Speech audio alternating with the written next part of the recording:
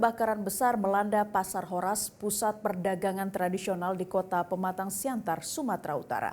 Sebanyak 253 kios yang terletak di lantai 2 Gedung 4 Jalan Merdeka, Kecamatan Siantar Barat, ludes terbakar.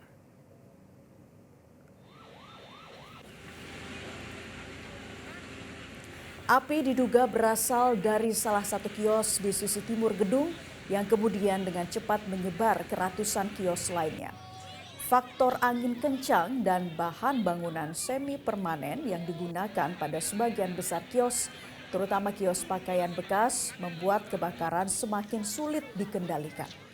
Kerugian diperkirakan mencapai miliaran rupiah, meskipun penyebab pasti kebakaran masih dalam penyelidikan.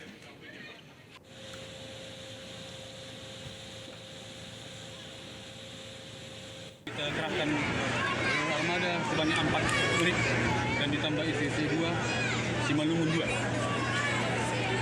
Jadi TKP sekarang lagi tahap pendinginan di atas dan kita berusaha supaya apinya tidak. Jelajahi cara baru mendapatkan informasi. Download Metro TV Extend sekarang.